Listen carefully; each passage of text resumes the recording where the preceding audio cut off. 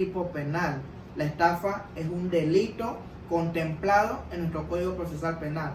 Y esa situación no la puede ver un juez de paz porque se trata de un delito. Y los que tienen competencia de ese delito es los fiscales. Y por esa razón, si ahora mismo estamos a merced lastimosamente de eso, si nosotros no acreditamos que la estafa tiene un monto mayor al que establece la ley de juez de paz, lastimosamente el fiscal lo enviará al juez de paz y entonces estamos pendientes de esa demanda de inconstitucionalidad, porque yo estoy de acuerdo, creo que con la postura de usted, con la postura del Colegio Nacional de Abogados, que eso tiene sí o sí, no dependiendo del monto, debe verlo un fiscal y no debe pasarse a una justicia de paz. Bien, en ese sentido, recuerden que nuestro Código Procesal Penal establece cuáles son el procedimiento que se debe de llevar para que una persona esté detenida o no.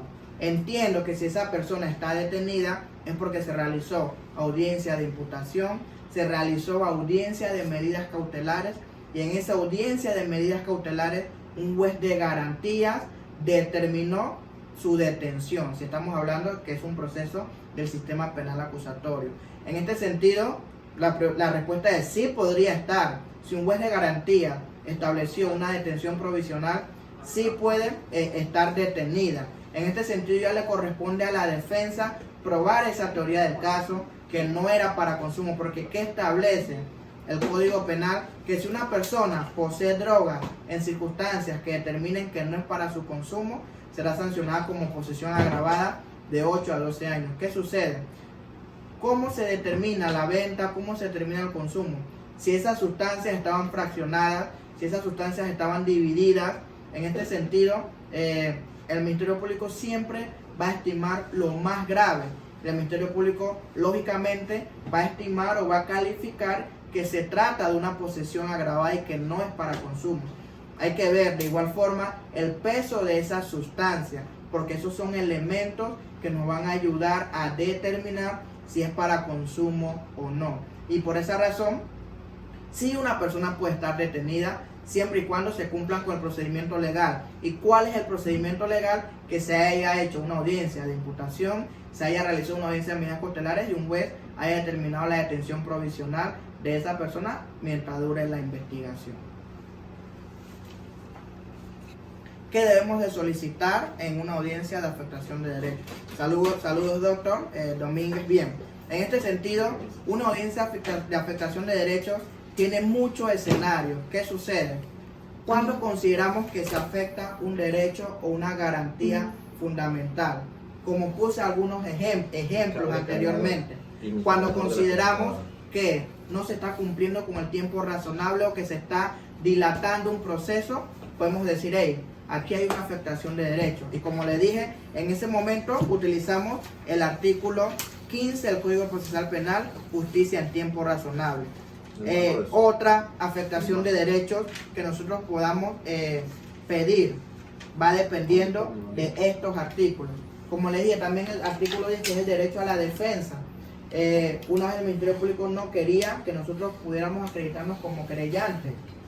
Y el artículo 10 establece ese derecho de defensa. En conclusión, ¿qué es lo que les quiero decir? Que los fundamentos legales de la audiencia de afectación de derechos van a variar. ¿Por qué van a variar? Porque vamos a ver qué derecho nosotros consideramos que se afectó en ese momento. Si el derecho a la inocencia, si el derecho a la justicia en tiempo razonable, si el derecho a la defensa, si el derecho que tienen o el deber que tienen los jueces de motivar una sentencia.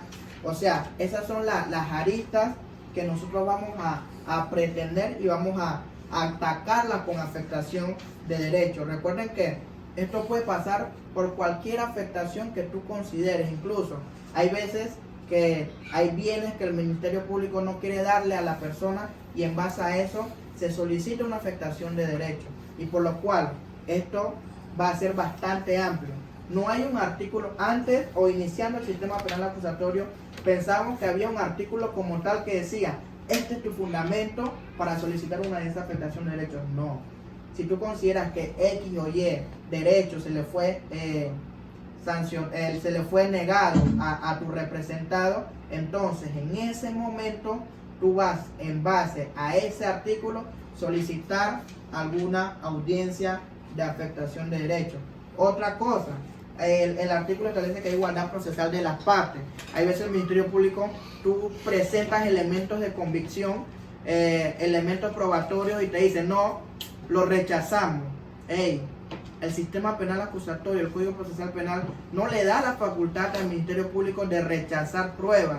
Si nosotros queremos presentar algún elemento de convicción, lo aportamos a la carpetilla, pero no le corresponde al Ministerio Público presentar o rechazar esas pruebas, por lo cual también podemos hacer alusión a la igualdad procesal de las partes, que es el artículo 19, a la libertad probatoria que tenemos para solicitar audiencia de afectación de derechos. Y en este sentido, doctor Domínguez, depende de qué derecho nosotros consideramos que se pueda ser atacado. ¿Y qué vamos a pedir en esa audiencia de afectación de derechos? Lógicamente, que se corrija ese acto. Si se está demorando en la investigación, que se agilice.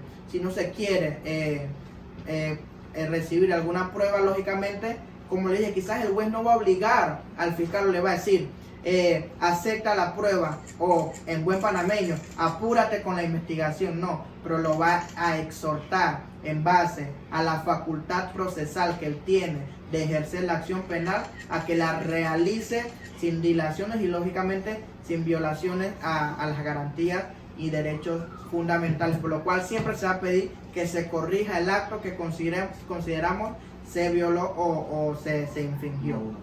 Gracias, licenciado Omar. Sí, la pregunta es por parte del licenciado Ariosto Fernández. Dice, si el Ministerio Público en su fase de investigación no ha hecho nada, ni siquiera ha admitido la querella, ¿puedo pedir una audiencia de afectación de derecho como querellante? Ok, bien, en este sentido vamos a terminar con esta, y entonces ya a continuación el Magister Royo va a seguir evacuando las preguntas y el desarrollo que tenemos para este día. Efectivamente, nosotros podemos presentar una audiencia de afectación de derechos si el Ministerio Público no ha hecho alusión a esta. ¿Qué sucede? La querella, y es algo que el Magister Royo va a poder profundizar más adelante, tiene sus momentos para ser presentada. Y en este sentido, la querella que nosotros presentamos ante el Ministerio Público, podemos solicitar para que el juez de garantías pueda verificar, y una vez si el Ministerio Público dice, bueno, no te la concedo, te la rechazo, para que el juez de garantías pueda ver y combinar de que en realidad no se cumplieron, y si no se cumple con los elementos procesales que establece la querella, entonces el Ministerio Público tiene la obligación de mandar a corregir, y entonces si no se corrige se tiene por no presentada, pero debe pronunciarse en base a la misma. Lógicamente, y es algo que recomiendo, si estamos ante una fase de investigación y el Ministerio Público no ha hecho nada, lógicamente mi recomendación es, solicita esa audiencia de afectación de derechos, para que ¿qué pasa? El juez quizá en ese momento no le va a decir acepta o no la querella, el juez le va a decir, hay una querella, tú tienes la facultad de poder revisarla y ver si se reúne. Porque sí, y menos sobre presupuestos justificados, que la víctima no debería de tener ese tipo de representación, porque ese tipo de representación es excesiva. Entonces, así como ese evento, nosotros pasamos muchos eventos al principio, cuesta bastante, por un lado, que el sistema asocie, asimile y procese cuáles son los presupuestos que deben de ser tomados en cuenta para constituirnos en querellante. Y por otro lado, entonces, que el mismo sistema desarrolle la modalidad de trabajar oportunamente, porque no todos los delitos tienen esa condición de oportuna. Y pues, en ese orden de ideas, lo que les puedo decir es que tengan un modelo de querella bien confeccionado, justifiquen el tipo penal, justifiquen o describan al querellante, al querellado, describan el tipo penal, las circunstancias de modo, tiempo y lugar, en donde se determine el día, la hora, el lugar, si había sol, si es al frente de la tienda. Es decir, no darle ningún tipo de excusas a que esta pequeña jurisdicción de investigación se traiga como consecuencia negarle esa participación. Asimismo, describan cuál es la cuantía que ustedes consideran que es aquella cuantía la cual podría ser el beneficio de los daños y perjuicios. Yo sugiero que se transcriba la norma penal que ha sido a su juicio violentada, vulnerada. Asimismo, mencionen la clara descripción de cuáles son los elementos de convicción que ustedes quieren proponer. Si es necesario, propongan entrevistas, esas son muy prácticas. Yo tomo entrevistas en mi propia oficina, tenemos una participación general y entonces preséntela en conjunto con la querella. Asimismo, al final, recuerden, tips importantes, el código menciona que la querella debe ser firmado por ambas partes. Hasta en eso uno se cae en la querella. Entonces yo, después de firmada las 2 páginas del poder, también firme con el cliente el escrito de querella, notaríenlo, porque eso ayuda a poder cumplir con los requisitos básicos para que sea notificado, admitida esta querella y posteriormente notificado.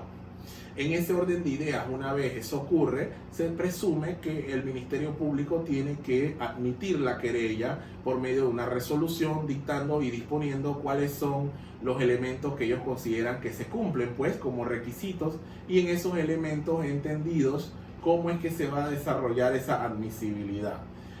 Posterior a ello, entonces pasan a notificar a la contraparte y entonces esa contraparte tiende a tener un curso dentro del proceso. Bien, ha pasado un tiempo, vamos a aperturar un pequeño espacio de preguntas y respuestas. Veo 40 y tanto de preguntas. Licenciada Montero, a ver. Saludos, Maite, ¿me escuchan bien? Alto y claro, alto y claro. Sí, la primera del licenciado Grenal dice: quisiera saber si en el SPAC se ve la figura del impulso procesal. Hola, licenciado Grenal, saludos. En efecto, con mucho gusto, totalmente, sí, se ve la figura del impulso procesal. El impulso procesal es un escrito que básicamente va a sustentar criterios jurisdiccionales y doctrinales, los cuales ustedes van a expresar en pocas palabras: apúrate, te estás demorando, existe una justicia en tiempo oportuno, somos abogados, ya hemos cumplido con los requisitos, impulso número 1, y así te empiezas. Yo siempre, como mencioné antes, el impulso número 3 es el que me sirve para la prueba sumaria, presentar la solicitud de afectación de derecho, y en ese impulso ya yo llevo la sustentación ante el tribunal de garantías, y yo le explico, porque te dan la palabra, cuando se da la audiencia de afectación de derecho, el tribunal de garantías te permite esbozar tus consideraciones en una libertad muy abierta. Nuestra última afectación de derecho no duró más de 1 hora en nuestras argumentaciones. Entonces ahí tú vas a tratar de ser muy puntual, muy específico, y usualmente funciona. ¿Por qué? Te digo que a mí me ha ocurrido que luego de presentar los impulsos, agendo la audiencia de afectación, y cuando la oficina judicial notifica al Ministerio Público, inmediatamente, mágicamente, el Ministerio Público nos llaman y que buenas, licenciado Rollo, disculpe, es para que se notifique que le admitimos la querella. O sea, ellos no quieren jugar con la afectación de derecho, porque la afectación de derecho puede costarle hasta el puesto, y máxime si se trata de situaciones que deberían de tener un impulso real, funcional y oportuno. Así que a su pregunta, sí, en efecto, y resuelven bastante. La siguiente pregunta es por parte de la licenciada Linda Luz. Dice: si uno quiere presentar una querella, ¿cómo se debe proceder? ¿Hacia qué departamento o institución debe uno dirigirse? Ok, pregúntame de nuevo. Ok, si tú quieres presentar, estamos hablando de la querella, ¿verdad? Ok, para tú presentar una querella, licenciada Lu, tú tienes que primero identificar qué juzgado o qué tribunal o qué fiscalía tiene el tipo de la investigación. ¿Por qué digo juzgado? Porque puede ocurrir que, por ejemplo, pasó el proceso a la fase intermedia. Dice el código que tú te puedes constituir en querellante en cualquier momento o en cualquier etapa. Eso significa que aun cuando hayan cerrado el término de investigación para el Ministerio Público y te notifican a la víctima de la audiencia intermedia, En el acto de audiencia intermedia tú te puedes parar y tú puedes mencionar: nosotros en representación de fulana de tal queremos elevar a la pretensión en donde disponga que nos constituiremos en querellante en esta causa. Al constituirte en querellante, el tribunal debe valorar que tú reúnes los requisitos fundamentales, entre ellos que esté identificada la persona, que esté identificada la víctima, que estén identificados claramente los presupuestos de convicción, y por supuesto que como ya se llevó a cabo esa audiencia intermedia, entonces ellos se ven obligados a admitirlo en el acto. Asimismo pudiera pasar por escrito antes de ese acto. Antes de ese acto se puede desarrollar de que si el expediente está en atención primaria, tú luego de la denuncia tendrías que dirigirte a la oficina de recepción en el Ministerio Público. Tendrías que identificar esta causa por medio del nombre, apellido, y luego de identificar esta causa, entonces tendrías que dirigirte hacia allá y presentar el escrito de constitución de querellantes. Tengan en cuenta algo importante: constituirnos en querellantes es una cosa, y presentar un escrito de querella en donde se va a iniciar la investigación producto de la querella es otra cosa. Cuando tú te constituyes en querellante es porque ya existen elementos relevantes de convicción dentro de una investigación. Cuando tú vas a proceder por medio de un escrito de querella y vas a iniciar una investigación de cero, eso se propone por medio de una formal querella penal, en donde sí vas a tener que reunir todos los requisitos y criterios elementales para que estos puedan ser admitidos. Aun cuando ambos tipos de escritos buscan lo mismo, la diferencia está en que uno nace cuando ya nació una denuncia, y que quizás, y suele ocurrir, que en esa denuncia de violencia doméstica la víctima dijo que el marido le pega, que le tira los juguetes, no la puede ver por ahí porque le lanza un chocolate, vasos. Entonces, en ese orden de idea, ella va a poner su denuncia, está triste, está desolada, y cuando ella coloca su denuncia, pasan 4 meses y dice la Licen, pero no ha ocurrido nada. Entonces, como no ha ocurrido nada, lo que sucede entonces es que en ese orden de idea ella busca un abogado, y busca un abogado precisamente para tener ese curso efectivo del proceso, y por tal tener ese ejercicio. Al buscar un abogado, él se va a constituir en querellante por medio de ese grupo escrito, y en ese orden de idea es que va dirigido entonces ese escrito de querella. Por parte del licenciado Grenal dice: ¿qué delitos se pueden querellar o denunciar? Sí. Hola, licenciado Grenal. Todos los delitos tienen la capacidad de tú constituirte en querellante, ¿sí? Hay algunos delitos que obligan a que exista una querella para que puedan ser investigados, ¿sí? Como la calumnia e injuria, como la estafa agravada. Este tipo de delitos obligan pues a que la víctima, para iniciarlo, presente su formal constitución de querellante. Sin embargo, todos los delitos, por ser delitos, admiten que la víctima de ese delito eleve esa propuesta por medio de escrito penal y lo eleve ante el Ministerio Público. Preguntas por parte del licenciado Grenal. Dice: ¿qué figuras del inquisitivo mixto todavía se ven o quedaron presentes en el sistema penal acusatorio? Ok, ¿qué figura del inquisitivo? Bueno, te puedo decir esto. Quizás la orientación de tu pregunta va dirigida a qué es lo que todavía del inquisitivo se da en el acusatorio, ¿verdad? Bueno, quiero entender esto y te voy a dar mi interpretación.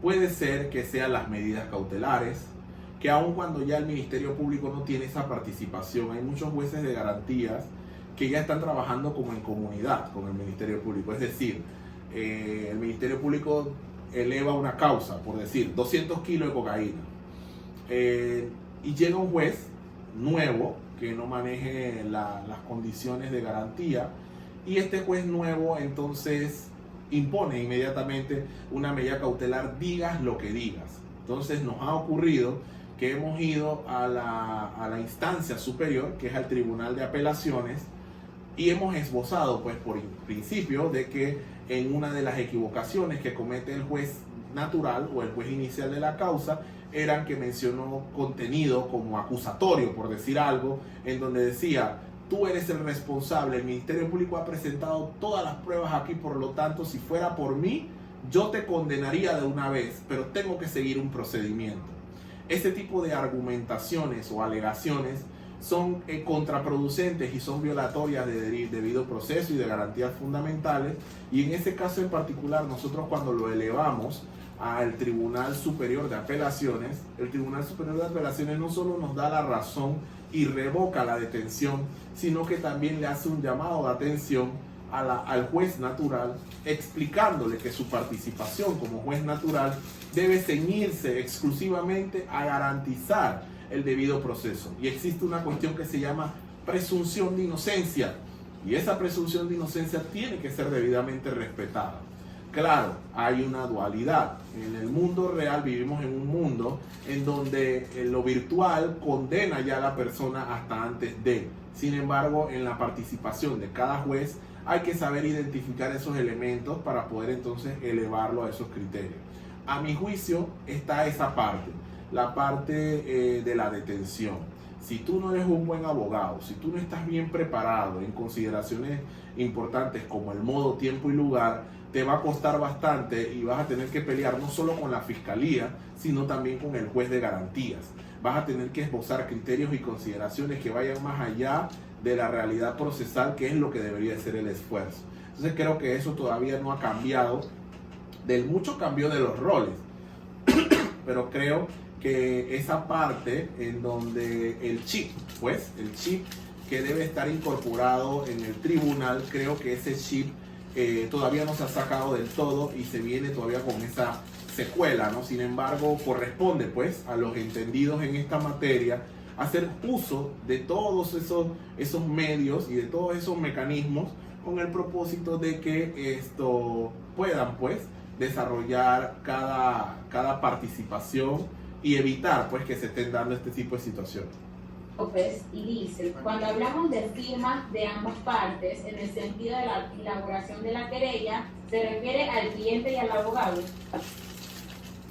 Así es, Licen, así es. Totalmente cierto, es así. La firma del cliente y del abogado. Asimismo, como está en el poder, el código obliga que ambas partes hayan firmado el escrito de querella. Entonces ese escrito de querella debe estar firmado por el abogado y por el contratante, ¿no? El cliente. La siguiente pregunta es por parte del licenciado Teodoro Delgado. La entrevista presentada con la querella tiene el mismo efecto que la que hace el Ministerio Público, y en ese caso podría hacer el Ministerio Público otra entrevista o una ampliación más bien. Hola, licenciado, saludos. En efecto, claro que sí. Recuerde que el código menciona esa participación activa de ambas partes. Esa participación activa iguala las condiciones, es decir, que el Ministerio Público está totalmente igualado en cuanto a las consideraciones por parte de los abogados privados. Entonces, siempre y cuando el abogado privado cumpla con requisitos de forma.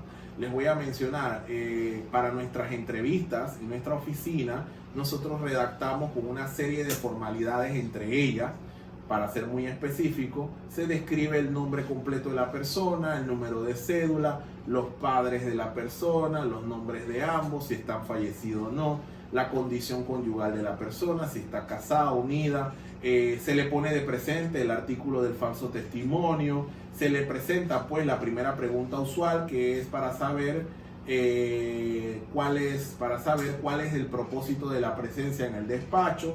Ella debe de explicarlo. Asimismo, nosotros no solo tomamos la entrevista, sino que también realizamos una grabación videograbada en donde ahí se deja de récord en caso de que se quiera utilizar pues